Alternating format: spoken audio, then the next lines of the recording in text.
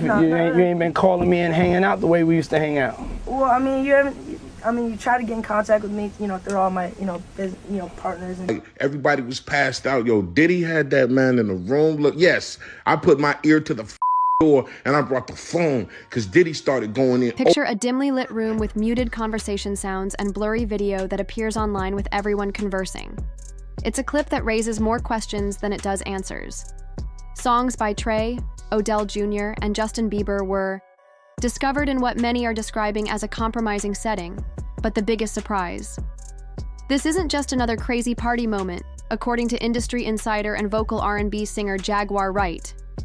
No, she says, this video is part of a much darker story about Diddy, the music mogul who has been making headlines lately for all the wrong reasons. So buckle up, because what we're about to delve into will make you reevaluate everything you thought you knew about the entertainment industry. In a recent interview, Jaguar Wright, who is known for her unrestrained style of criticizing Hollywood's elite, released bombshells that have sent the internet into a frenzy. She believes that Diddy did more than simply mentor Justin Bieber. During the pop star's adolescence, he also took advantage of him. If you thought that was awful, she says it gets worse. Justin wasn't just a mentee, he was also passed around to Diddy's inner circle. Yes, you heard correctly. Wright's words depict a terrifying tale of exploitation and manipulation that supposedly started when Justin was a young, intelligent kid just starting out in the music business. Today, just to tell the truth, so hopefully we can get down to the bottom of this. I'm 100%, the charges against me are 100% false, and hopefully due to time, we'll start to see that. But let's go back in time. For a brief moment, it seemed as though Justin Bieber's prayers had been answered when he was discovered as a minor. He was a Canadian from a small town with a big voice and even bigger dreams. By the time Usher and Scooter Braun got involved, Bieber was already on the verge of becoming a worldwide sensation. A seasoned artist himself seemed to take Justin under his wing, introducing him to the glamorous world of Hollywood. But Wright claims that Usher's mentorship came with a catch. It thrust Justin directly into the orbit of Sean Combs' Diddy. In her civil lawsuit, Cassie said that she was the victim of abuse, assault, and at the hands of Diddy. Now, Diddy has long had a confusing reputation in the industry. On the outside, he is a charming businessman, hitmaker, and well-known figure.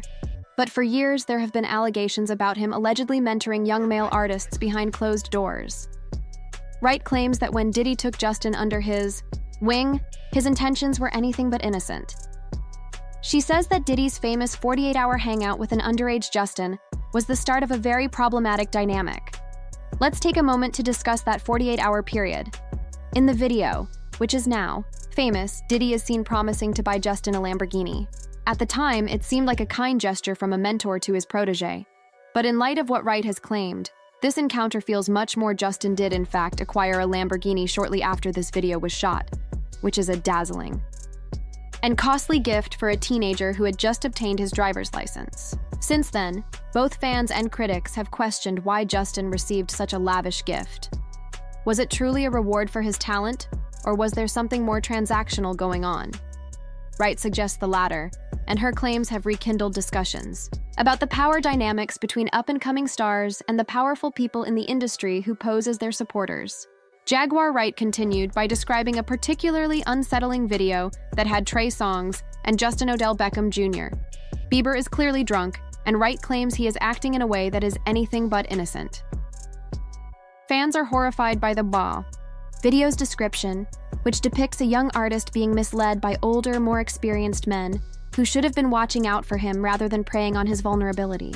Trey Songz, she claims, are seen acting as a lookout to ensure that no one captured the moment on camera, but obviously someone did. First time I smoked, I don't suggest this, but I was 13.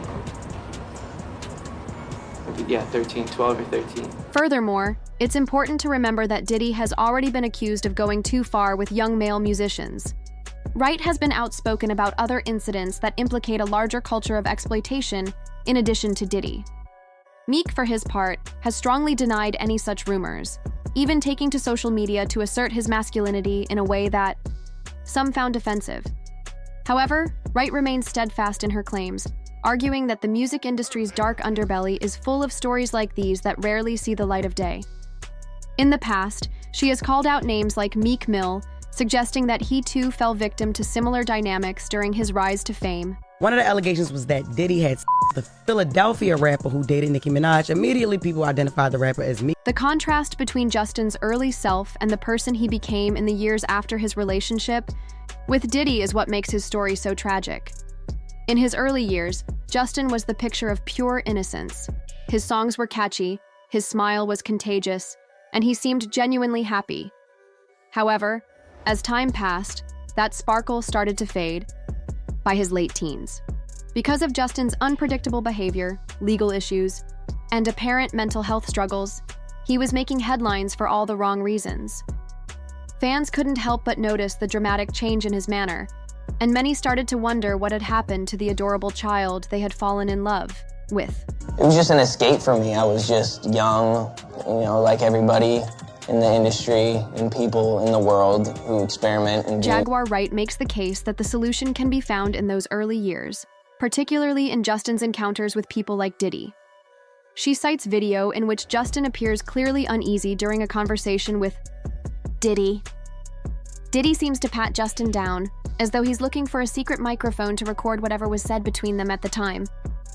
Justin reluctantly says, "I love you," as he concludes the conversation, but it suddenly feels tense. According to Wright, Justin's team may have attempted to step in and shield him from Diddy's influence, but in the end, they were unable to shield him from the harsh realities of the business. IM supporters who previously dismissed Justin's problematic background as the mischievous behavior of a disobedient teenager are now reconsidering everything in light of the Wright's accusations. Could Justin's substance abuse and unpredictable behavior be signs of something much more serious? Pernicious Wright undoubtedly agrees, citing Diddy's infamous parties and events that have long been the focus of rumors and conjecture. These get-togethers, which are frequently characterized as wild and uncontrolled, are said to have served as the setting for some of the most disturbing incidents in Justin's early career. Occur, their argument is more than likely going to be that this activity was consensual, that this person was a willing participant, and not only that, but that these individuals assumed the risk of being present at those parties, of engaging and voluntarily engaging in this conduct and being in those spaces, consuming alcohol and things of that. Wright also makes comparisons between Justin's experience and that of other male artists who have interacted with Diddy. For instance, Usher has talked in cryptic terms about his time living with Diddy as a teenager in one interview. Diddy made a casual comment about sharing a bed with Usher, which raised eyebrows but was mostly ignored at the time. Now that Wright has made these claims, these anecdotes take on a much darker significance. Was Usher, like Justin, a victim of the same predatory dynamics? And if so, why hasn't he come forward? Wright proposes that trauma and fear may contribute to the bond of silence that prevents many victims from coming forward.